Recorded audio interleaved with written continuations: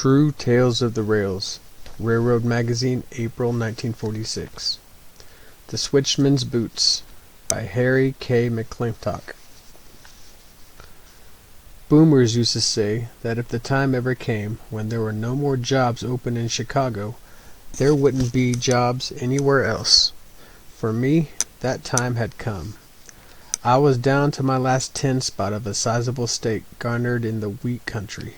A couple of months breaking for Jim Hill and hustling the harvest steps for bow money where dollar division was the rule. And I knew only too well that a guy who didn't watch his step might easily lose his status as a carefree and slightly romantic wanderer and drop to the level of a bum. I'd seen too many of them go that way. The year was 1907. Late that summer I had arrived in the Windy City, fatter than a Christmas goose, financially speaking. Since I aimed to winter in the big town, I wanted to be sure of enough wardrobe to keep me dry and warm when the harvest stakes had gone the way of a boomer bankroll. So even before I tilted my first drink, I prudently brought me a slicker, rubber boots, heavy-soled shoes, winter underwear, a Scotch cap, hand shoes, which were buckskin mittens, and other working gear. It was mid-November by the time I got down to that lone sawbuck, and I started looking for an office. I suddenly awoke to the fact that a money panic had cast its black shadow over the land. Jobs were getting scarcer than sweet-scented fertilizer. Then, as now, Chicago was served by more railroads than any other city on this or any other continent. Aside from the trunk systems and belt lines, a lot of industrial outfits had their own switching engines and hired their own crews. I understand that in the Chicago area at the time there were 47 roads and firms that used switchmen. I never checked on this figure, but I do know that in the good old days there were scores of one-town boomers, fellows who never worked anywhere very long and never found themselves west of Aurora, Illinois, nor east of Gary, Indiana. I spent a few hopeless days in making the rounds of the big systems and found that some were letting men go with reduction of force letters, while absolutely none of the roads were hiring. Then somebody told me about the United States Steel Corporation at Gary and gave me the address of their Chicago office. So I applied there. "Yes," said the clerk, "there's a job at Gary, and here's an application." To a bozo who had been used to sweating over the voluminous sheets used by railroads, the U.S. Steel document was a cinch. There was a place where the applicant could list all the jobs held within the 5 preceding years. But I hadn't been assured that the corporation didn't give a hoot about where you had worked, and they made no check on whatever fairy story you chose to indict. There was a medical examiner, too. I exhibited my hams, presumably to show that I still had 'em. I trotted around the room, which would have eliminated any gent with a cork leg, and the doc looked at my eyes. He didn't examine them, he just counted them, and apparently finding that I had the customary 2, he gave me his okay. Going back to the clerk, I handed in my application and received a slip to be given the general yardmaster at Gary. This was all ready for me, so I concluded that I couldn't have fallen down on that exam if I had tried. The clerk said I would probably work that night if I checked in at Gary before 4 p.m. Hightailing it to my hotel, I crammed my wardrobe into a cheap telescope, snatched a feed, and grabbed a lakeshore accommodation for Gary. I sprung my stinger, which was the Brotherhood of Railroad Trainsmen, receipts on the conductor, but he wasn't hauling anybody for free, and that's when I busted that last lonesome Tim spot. I lit in Gary with exactly $9.60. The train snorted away to the eastward and left me standing at the depot platform, wishing I had saved my earnings from the Great Northern. A Lake Michigan zephyr was howling in from the north, and there wasn't enough of Gary to break its force. The city had a few 2 and 3 story framed buildings located on what would be the corners when they got around to paving streets, besides a lot of long barrack-like structures that were strictly temporary and looked it. Towards the lake, across a mile or so of sand dunes, loomed the vast steel plant. Towering smokestacks pointed towards the bleak sky, but their sooty plumes were whipped away by the wind. That same wind blended in the clamor of machinery and the bellowing of hot steel and the barking of hard-work switch engines into an elemental roar that was indescribably savage and menacing. The place gave me the willies, and I had a damn good notion to grab the first rattler back to Chicago, and the hell with it. Then I counted the ragged bills and the pinch of a small change in my bankroll. Also, I thought the railroads pulling the pin on guys who should have had whiskers enough to weather any storm. It would be a long, hungry ride to California or New Orleans or Florida or any other place where the sun might be shining. With these thoughts in mind, I shouldered my heavy turkey and plodded my way towards the steel plant. I had a ticket for a job in Gary, and I was stuck with it. My interview with the JYM was short, less than 1 minute in duration. He accepted my ticket, copied my name in a book, directed me to the only boarding house where it was possible to sign up, and informed me that if I reported for work, I would certainly hit a footboard at 6 that night. The hatchery was located in a rambling frame shack, like the ones I had seen near the depot. Similar buildings in this row, I discovered later, were flop houses. A bored old gaffer at the cashier's desk in the beanery entered my name for a pie card and passed me along to the crumb boss, another disinterested ancient, who piloted me to dormitory 2. I entered a big dingy room which boasted a huge pot-belly stove, a flock of battered chairs, 3 or 4 tables, and some sand-filled chewing tobacco boxes that evidently served as spit kits. Across the room loomed the entrance to a tunnel-like hall that ran clear to the washroom at the far end. This plan was lined on either side by the doors of the cells or cubicles from which a few yawning, cursing railroaders were emerging. The joint looked and smelled like a hobo flophouse. "It ain't the Edgewater Beach," said the crumb boss with a weak attempt at humor. "Brother," I moaned, "can you say that again?"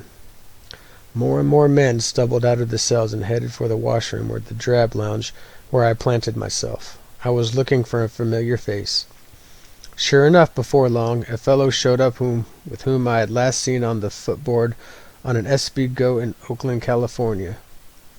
He was a tough little Canuck named Harry Butcher, but I didn't use any name when hailing him, nor did he greet me as Mac. Instead, we shook hands and then backed into a couple of chairs that were out of earshot and compared notes. "My name is Harry Miller on the board here," he stated. "What are you using?" "Same old moniker," I told him. "Didn't think it was worth while changing." "My own dope is all loused up with short quits," said Miller.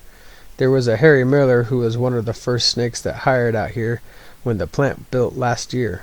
I know that night yardlets, and I'm hoping I can work for angles as to leave here with a good clearance that shows at least a year of service." "What's the setup, Miller, and what the hell is the matter with this job? The alehounds along the levee claim that everybody comes out here but nobody stays." "Ain't such a bad job. My friend ran his tongue along the paper of the Bull Durgam lung sausage. The gimmick is, there's a payday every 2 weeks, but there's a 2-week holdback. You work 4 weeks before you draw a nickel, then you drag what's left for 2 weeks' pay after 4 weeks' board has been deducted." "Holy cow. And that ain't all. You signed for board and room, nothing else. Your pie card can't get you a plug of chewin' nor a sack of durnum. You can't even get shoes, arctics, mitts, or enough change to spring your laundry, unless you quit and drag it all.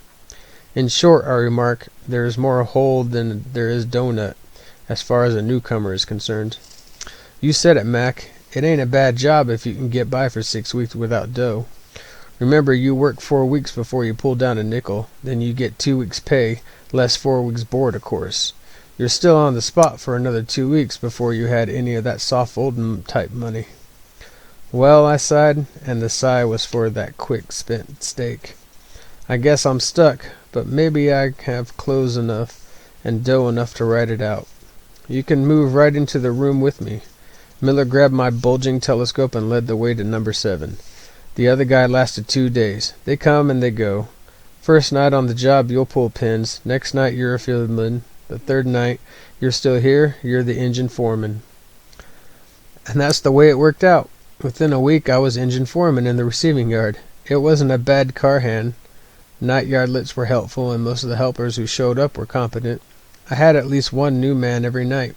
Sometimes both helpers were showing up for the first time and had to be told the numbers of the tracks, and didn't know where to take the tea kettle for fuel or water. Hoggers and firemen changed almost as often. The downtown office wasn't fussy. A dinky skinner off some construction job had a good chance as an ex-passenger hogger, maybe better. However, it was sometimes disconcerting after the motive power department had repeatedly failed to come through with proper response to wicked kick signals to discover the plug puller on the evening had served as apprenticeship spotting dump cars for a steam shovel.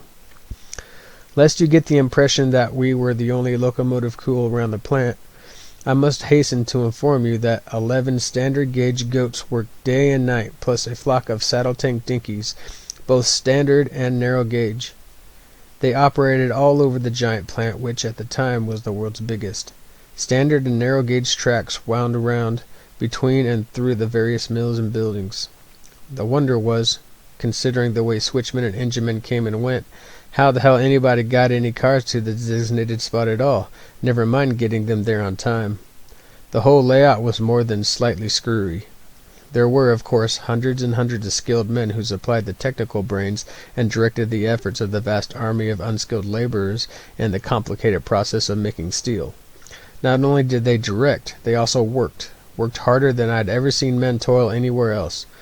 12 hours per day and 7 days per week. Making steel was a tough racket. The rollers, the puddlers, heaters, etc. were Welsh, English, or Native Americans, but the hordes of laborers were Poles, Czechs, Slovaks, Magyars, Croats, Romanians, and Russians. To the English-speaking mill workers, they were all lumped under the same generic title. They were called hunkies, and I believe that in the steel town they still are. For the most part, these men were illiterate peasants, speaking no English, unable to read or write their native languages. They had never encountered a piece of machinery more complicated than a wheelbarrow or manure cart. They were herded through their daily toiler by men whose speech was absolutely unknown to them, and needless to say, they were slaughtered in unbelievable numbers. I don't believe there was a single day whose passing was unmarked by the killing or maiming of at least 2 or 3 of them. Yet there were always replacements waiting at the gate, and every liner that docked in New York from a European port brought a fresh cargo of them. When you consider that they were lured across the ocean into an alien land by the fabulous wage of 17.5 to 25 cents per hour, you begin to wonder what kind of country they fled from. All of which brings me to the toothless, Mooney. This gent was a pretty fair car hand who had been turned into a boomer by the American Railroad Union strike of 1894.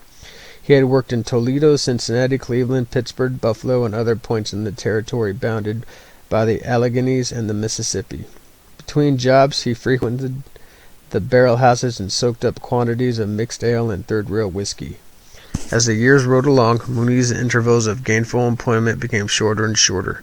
The barrel house sensations grew longer and longer. I do not believe he had a turn in wheel in 3 years when he showed up at Gary, and it was my bad luck to draw him as a helper.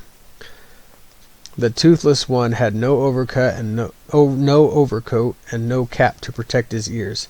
He had no gloves, nor mittens, nor Arctic overshoes, nor chewing tobacco. As he hadn't a molar in his head, this latter detail might have seemed unimportant, yet his greeting to me was, "How's your chewing tobacco?" I inscribed his moniker on the time slip, hustled a lamp for him, and informed Mooney that he would officiate as pin puller in the ensuing festivities. The other helper was a veteran of 2 nights in Gary, so I didn't anticipate any trouble in getting the assigned jobs done, nor did I have any. Before we did any switching, Mooney wanted to pay a visit to the switch shanty. We parked the Galloper, and a hurried search of the shack turned up a couple of pairs of worn-out 10-cent cotton gloves. No 2 of them had ever belonged together, and the palms of all were in shreds. By turning back to palm and doubling up, Mooney managed to get a combination out of them that would probably keep his hands from freezing. Next he hauled off his shoes and disclosed the fact that there was a round hole about the size of $1 in the middle of each sole. Mooney hustled some cardboard switch lists, carved them into insoles with a pocket knife borrowed from the other helper, hauled his foot gear back over his ragged socks, and announced that he was ready to hit the ball. "Listen, rum pot," I cracked. "Why the hell don't you curl up in the shanty here and snooze till morning? I'll give you a full night on the time slip, and you can drag $3.96 at the office where you hired out, and you'll have it before noon tomorrow." "Not by a damn sight." Mooney would have gritted his teeth if he had any. "I came out here to make a stake, and I don't quit under 30 days. I can't be a bum all my life, can I?" There wasn't any answer to that one, so we went to work. We had a busy session. Although the job sometimes was good for a couple hours spot, we didn't get any setup that night. The only pauses aside from the supper hour were the times when Mooney handed me a "wash-out" and ducked into the shanty to stick new half-soles in his shoe. I willingly gave him time enough to thaw out on such occasions. Although his tail feathers dragged slightly, Mooney was still game and chipper when the day crew took over at 6 a.m.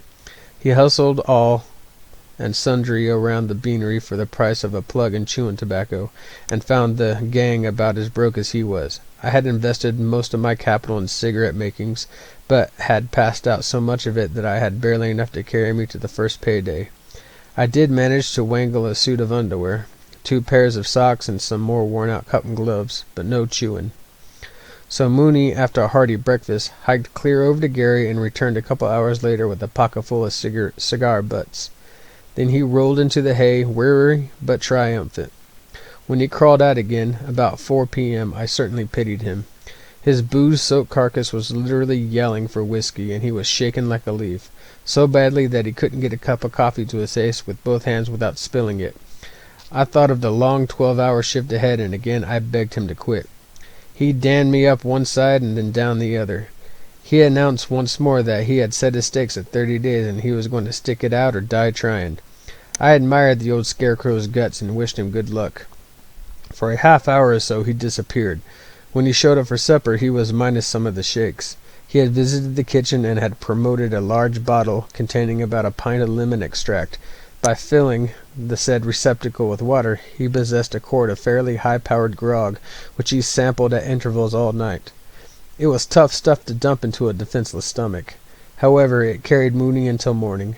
His life must have been a literal hell for the first few days. He was determined to climb on the wagon,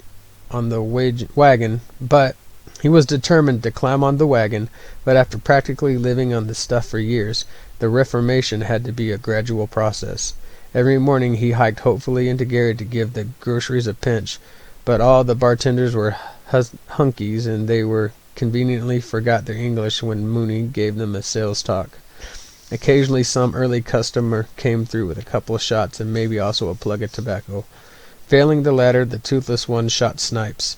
He also acquired a cap, ragged canvas jacket, and a pair of rubber overshoes, several sizes too large, which had to be tied on with twine. On the job he was a better than average helper. The yardmaster wanted him to take charge of an engine at the end of the first week, but Mooney wasn't ready for promotion. "If I get by on my first bay day without blowing up, I'll talk to you," he said. The yard where we worked was outside the tall fence surrounding the plant.